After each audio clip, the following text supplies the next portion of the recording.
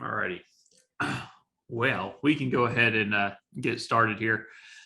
So we're going to do similar to what we do every time. If you have questions whenever we're going through, I'm going to go through PowerPoint, but if you have questions in the meantime, you can put them up in the Q&A box down there at the bottom. It says Q&A. You just click on that, type in your question, and I'll get to all the Q&A questions afterwards.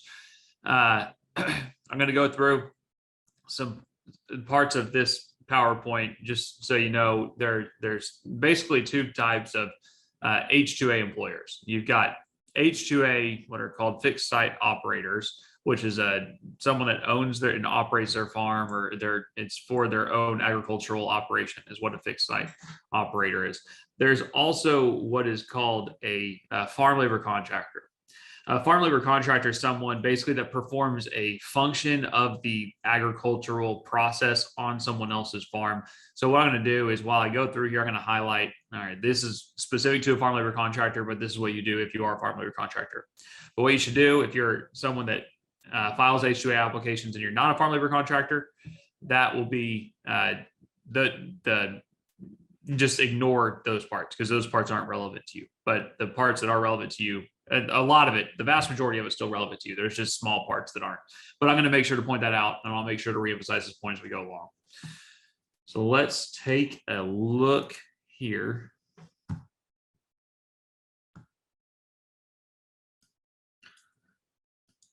All right.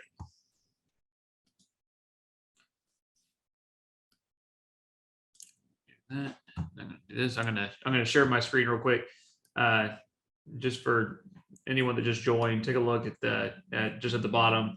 There is a Q&A section. Just hit the Q&A button and ask any questions that you have as we go along, and then we're going to go ahead and get this thing started. So, Ayana, can you see my PowerPoint? Yes. Cool. All right. Okay, so what we're talking about today is the actual filing timeline and the requirements for the application process. I'm going to try to move along pretty quickly, because this is going to be quite a bit of information. But again, if you do have questions, just populate over there in the Q&A. I'm going to answer anything you got.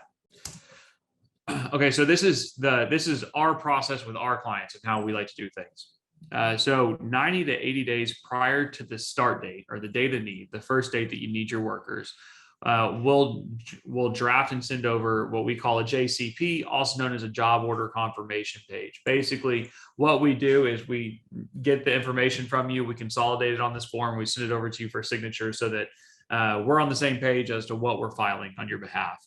And some of the information that's on the job order confirmation page are the business name, address, phone number, the contact person. Basically, the contact person should be whoever's signing on behalf of the company for the H-2A filing, and that person's title. It's going to have the company FEIN. And just so everyone knows, this question actually comes up quite a bit, particularly for people that operate as a sole proprietorship. They don't sometimes have an FEIN. FEINs are required for filing H-2A applications. So if you intend on filing an application, or you're filing on behalf of someone else, make sure they have an FEIN for the company that you're filing. Dates of need for the workers, the number of workers, the work hours, and the work hours is broken down on a weekly basis, and the anticipated number of hours per day, and then a cumulative total hours per week. And then we also identify your pay cycle. Are you paying weekly, bi-weekly, bi-monthly, every other week? There's which isn't necessarily the same thing as bi-weekly. The 1st and 15th of the month, how are you paying? We put that on there. We put on the job description of the workers, a job title for the workers, any experience or special skill requirements that you might have, the work size, the housing location, and the description of the housing. That's all on the job order confirmation page. So what we do is we send it through for e-signature.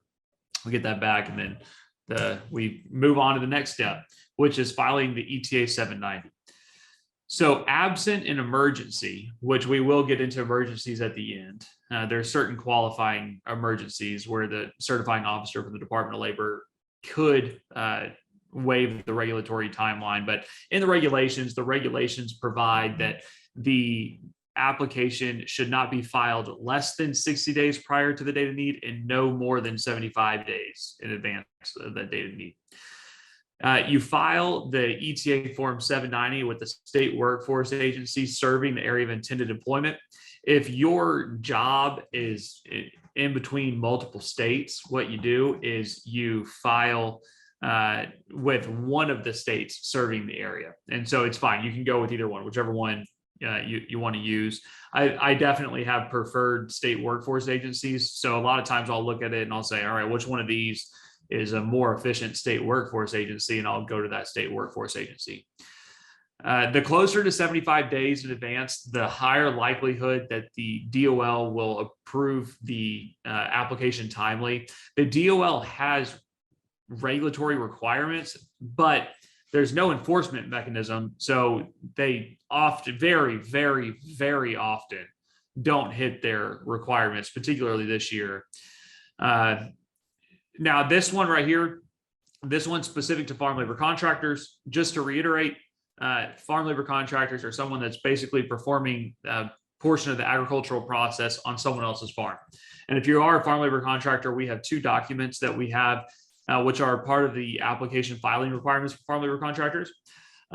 We have what's called a farm labor agreement, which you would get if you, regardless, you're going to get a farm labor agreement. And what the farm labor agreement does is it identifies the work site, the duration of the work, the number of workers, the description of the work being performed. We've got all this on a form that we use. And it creates a nexus between the person filing the application, so the independent contractor, the farm labor contractor, and the actual farm owner. So you need that to, it's just one of the requirements that you actually have an agreement with the farm owner. We have a lot of clients that are in agricultural construction, though. So sometimes they don't work directly for the farm owner. They work for a general contractor, for example.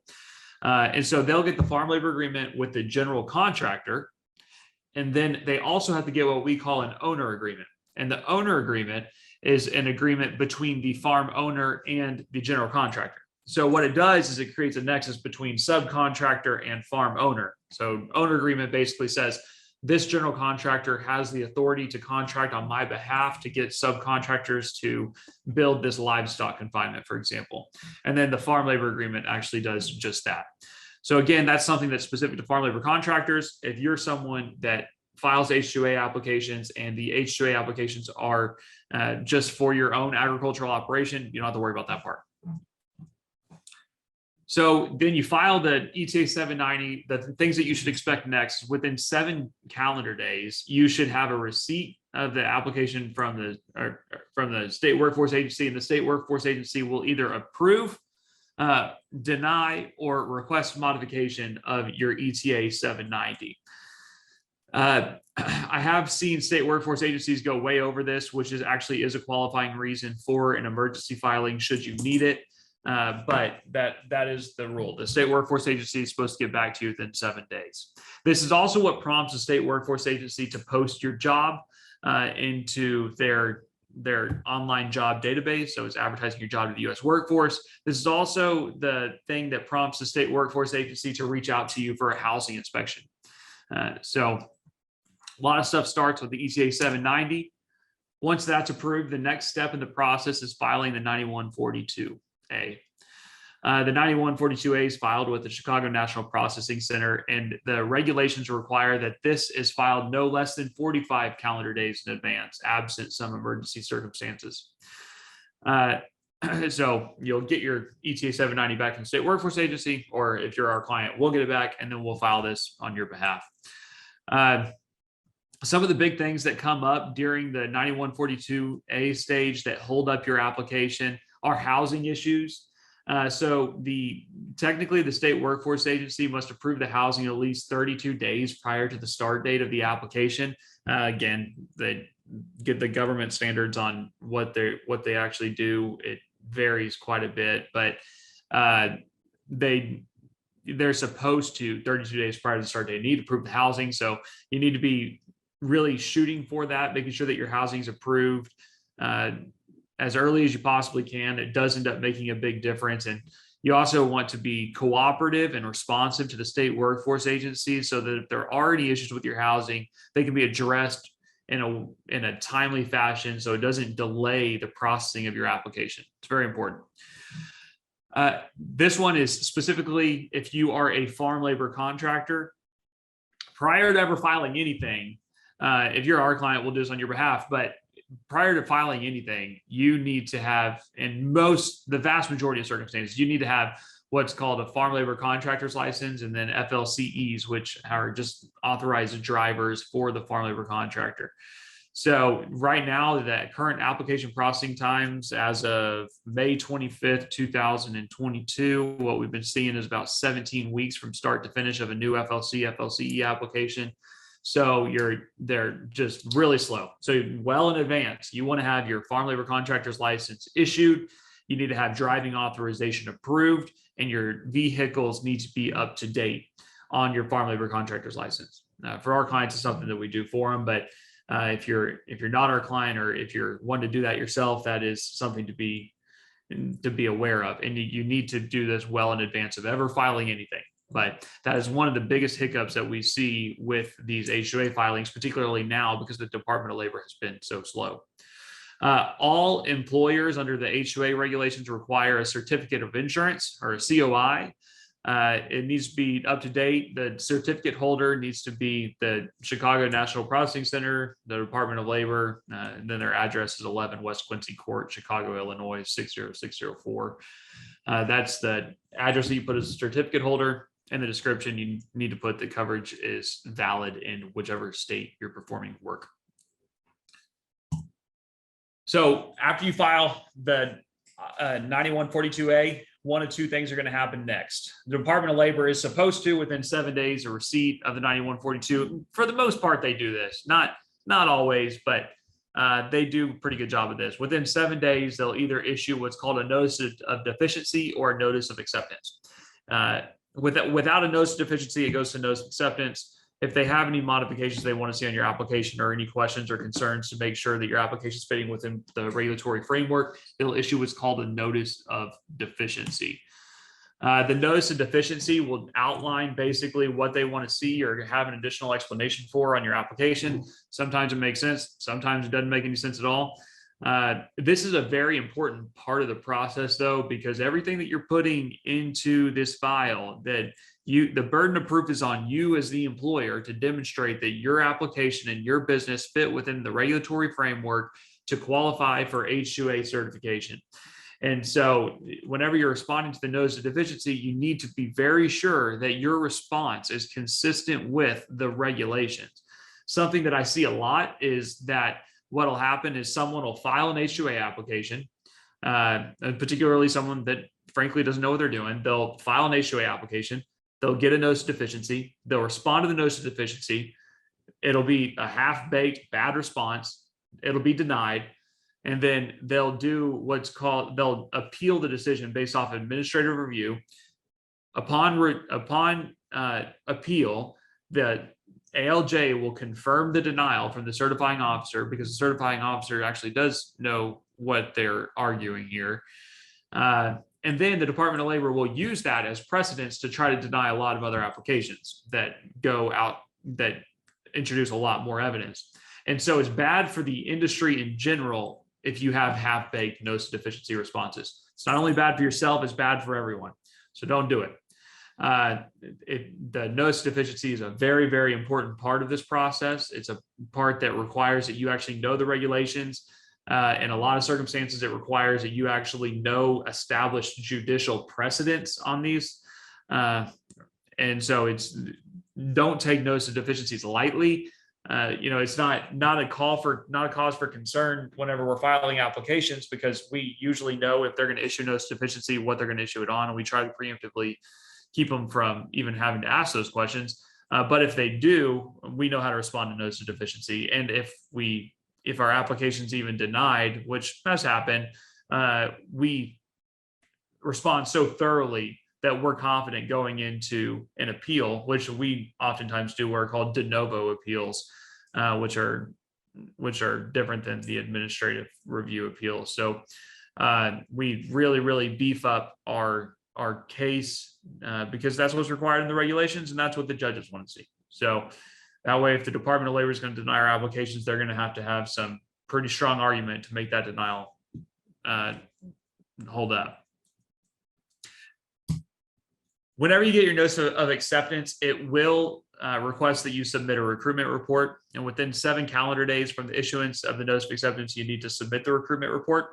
The recruitment report will identify any referrals received for the job, and then it'll state what has happened with that. So as the employer, you need to reach out to any U.S. workers that applied for the position and then disclose on there what happened with the process. Did you hire them? If so, just so you know, they're going to take away one of your spots on your application. But you should, if you ever have a U.S. worker that is qualified for the job and applies for the position and wants it, hire them, disclose it on there, and it's fine. H-2A used to require newspaper postings for every certification. They've stopped doing this, but they do still require that you continue to work with the state workforce agency by accepting referrals for eligible U.S. workers. And you need to do this consistent with what's called the 50% rule.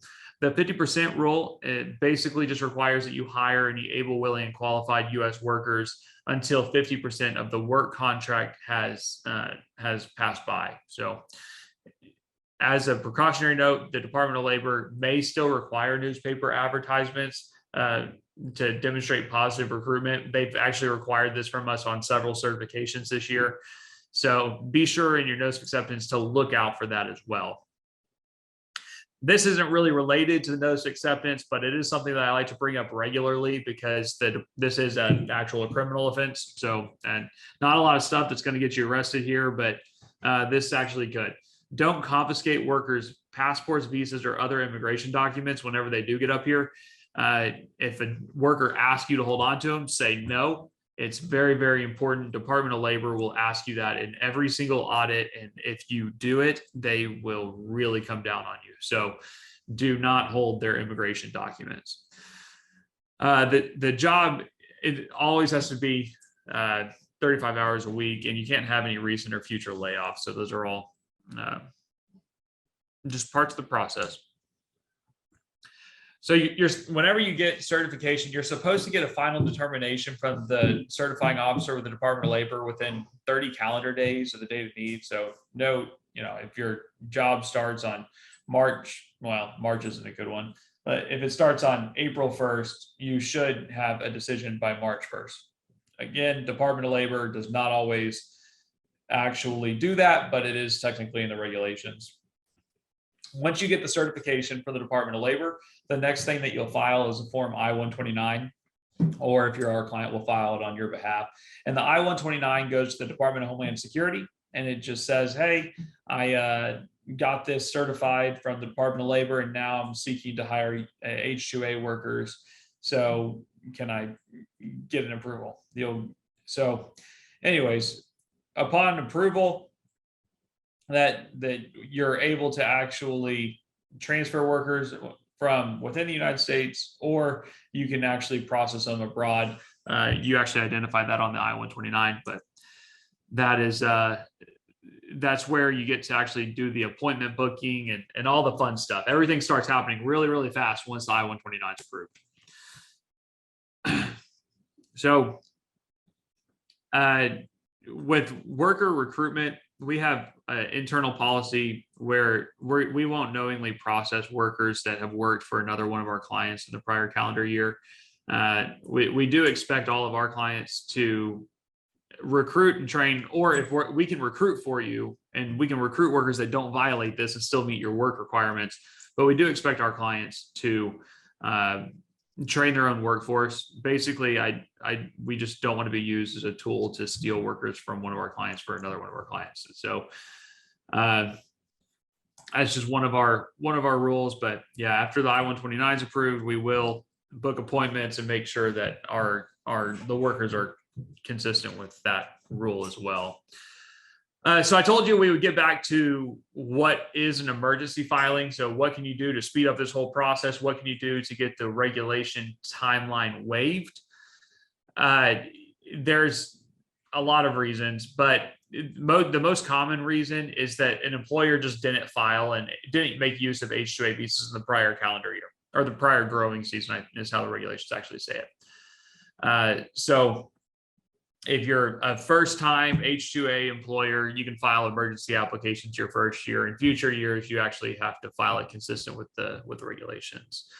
There are other circumstances like acts of God that may qualify your application for approval on an emergency basis. We actually just saw one in South Dakota where they had some really bad storms come through and tear up some buildings and some farmland, and you can file emergency H-2A applications to meet that need of repairing those buildings or repairing that farmland, and that would qualify as an act of God. That's pretty common. Same thing with tornadoes, with fires, these sorts of things that we see all the time. So that's how you get an emergency qualified. But one of the problems with emergency filings is that even if you have a good qualifying reason, sometimes the state workforce agency or the Department of Labor just won't move fast enough. So you can try, but a lot of times you're going to be better off just filing consistent with the regulations.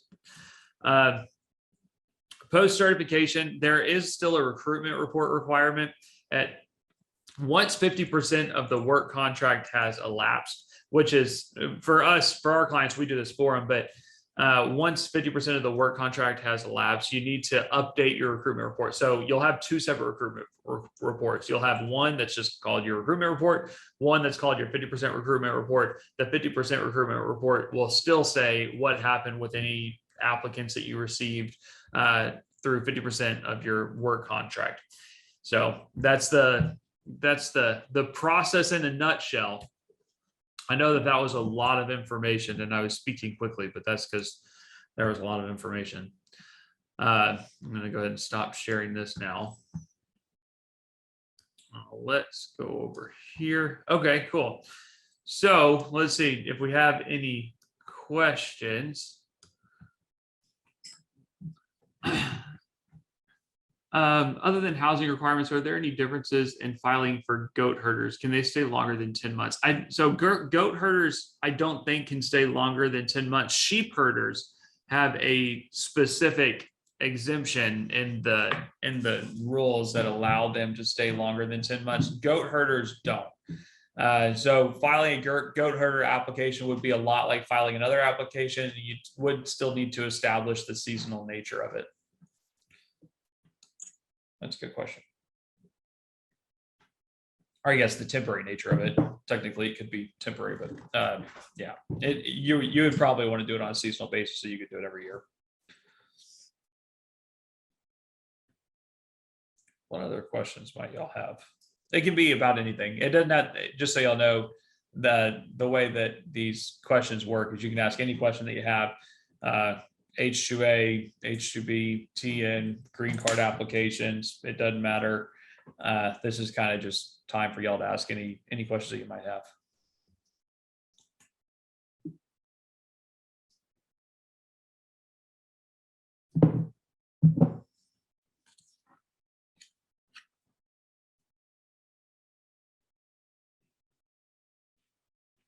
You got any other questions?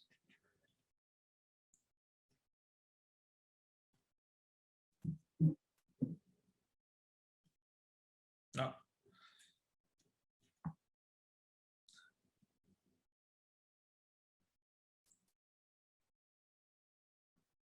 For seasonal harvest help, do we need to prove that we are recruiting domestic laborers in order for H-2A workers to be approved? Most of our recruitment has been word of mouth to this point. No. Okay. So yeah, that's a good question. So the question is basically, how do we? So yes, you do have to go through the recruitment of domestic workers, but that's part of the application process. Whenever you file the ETA 790 with the state workforce agency, and then you get your notice of acceptance from the Department of Labor, they'll actually post it on what's called the interstate clearance system, which will be how you recruit U.S. workers. So it's just part of the process, and the state workforce agency would reach out to you to let you know, or put it in some portal that they have that says that you had a U.S. worker apply for the position. So yeah, you do need to, but it is just part of the process. once an I-129 RFE has been submitted to the USCIS, what can be done if you don't get a response after 3 weeks? There's not anything you can do after 3 weeks, but after a month, after 30 days, you can call the USCIS for an update. But 3 weeks isn't quite long enough. They do require a month. Do recruitment reports need to include non-U.S. citizen applicants? I would qualify that statement a little bit. Let's change the wording of it to, do recruitment reports need to include non-U.S. workers? Because you could have someone on a green card that you'd have to include, someone on DACA, basically anyone with valid work authorization that could come work for you right now in the United States. Those are the people that you do need to include. If you're getting applications from people in Haiti, I know has been a common one, Jamaica, Brazil, if you have people reaching out to you like that, you don't have to include those people on your recruitment reports. Though I do recommend that you at least take note of it. You know, I received a resume from this person. I didn't reach out to them because they do not appear to be a U.S. worker, and I believe this because of this. I would do that every time, just in case you inadvertently pass up on a U.S. worker. You could explain to the Department of Labor why. All right, well, I appreciate everyone joining the webinar here, and we will be having another one here pretty soon. So we'll be reaching out.